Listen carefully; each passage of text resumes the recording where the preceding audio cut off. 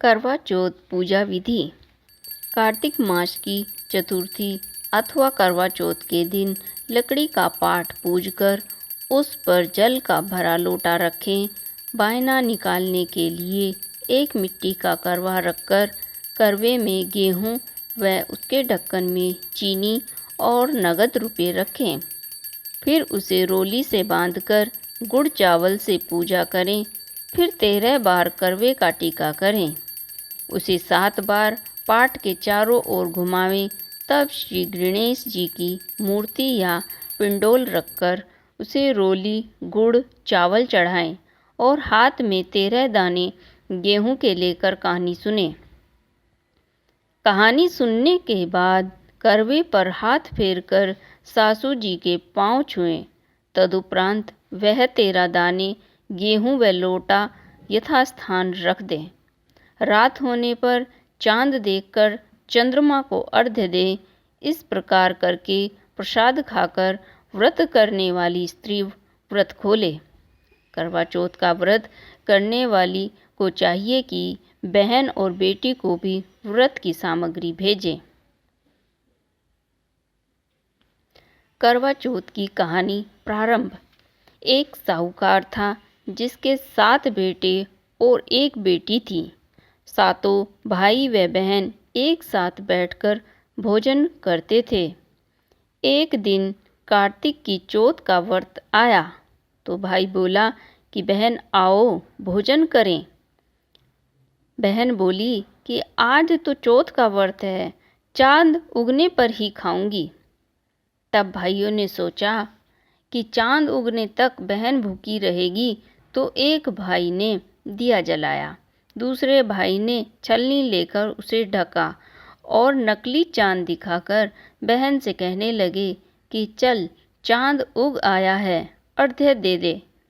बहन अपनी भाभियों से कहने लगी कि चलो अर्घ्य दे।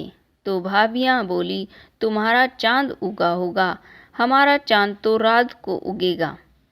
बहन ने जब अकेले ही अर्घ्य दे लिया और खाने लगी तो पहले ही ग्रास में बाल आ गया, दूसरे ग्रास में कंकर आया और तीसरा ग्रास मुंह में की और किया तो उसकी ससुराल से संदेशा आ गया कि उसका पति बीमार है, जल्दी भेजो। माँ ने जब यह लड़की को विदा किया तो कहा कि रास्ते में जो मिले उसके पांव लागू करना। जो कोई सुहाग को आशीष दे तो पल्ले में गांठ लगाकर उसे कुछ रुपये देना। बहन जब भाइयों से विदा हुई तो रास्ते में उसे जो भी मिला उसने यही आशीष दी कि तुम 7 भाइयों की बहन हो, तुम्हारे भाई सुखी रहें और तुम उनका मुख देखो। सुहाग की आशीष किसी ने नहीं दी। जब वह ससुराल पहुंची तो दरवाजे पर उसकी छोटी ननंद खड़ी थी। वह उसके भी पांव लगी तो उसने कहा कि सुहागन रहो, सपूती हो। तो उसने यह सुनकर पल्ले में गांठ बांधी और नंद को सोने का सिक्का दिया। तब भीतर गई तो सास ने कहा कि उसका पति धरती पर पड़ा है, तो वह उसके पास जाकर उसकी सेवा करने के लिए बैठ गई। बाद में सास ने दासी के हाथ बची कुची रोटी भेज दी। इस प्रकार से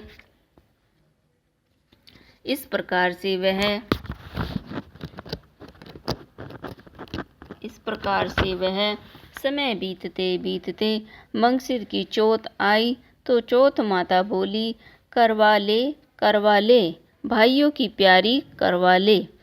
लेकिन जब उसे चौथ माता नहीं दिखी तो वह बोली हे माता, आपने मुझे उजाड़ा तो आप ही उद्धार करोगी, आपको मेरा सुहाग देना पड़ेगा।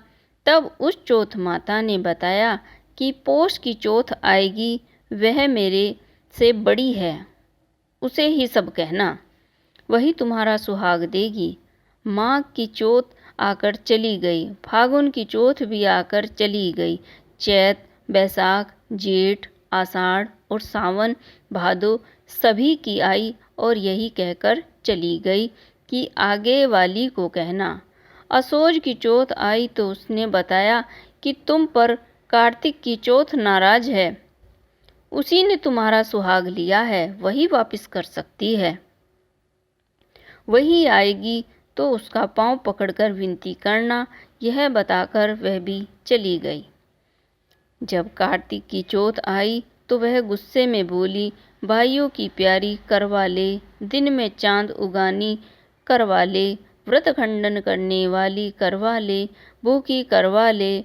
यह सुनकर वह चौथ माता को देखकर उसका पांव पकड़कर गिड़गिड़ाने लगी कि हे चौथ माता, मेरा सुहाग तुम्हारे हाथ में है, आप ही मुझे सुहागिन करें। तो माता बोली, पापिनी हत्यारिणी, मेरा पांव पकड़कर क्यों बैठ गई? तब बहन बोली कि जो मुझसे भूल हुई उसे क्षमा करो, क्षमा करो, अब भूल नहीं करूंगी। तो चौथ माता ने प्रसन्न होकर आंखों में काजल, नाखूनों में से मेहंदी और टीके में से रोली लेकर छोटी उंगली से उसके आदमी पर छींटा दिया तो वह उठकर बैठ गया और बोला कि आज मैं बहुत सोया।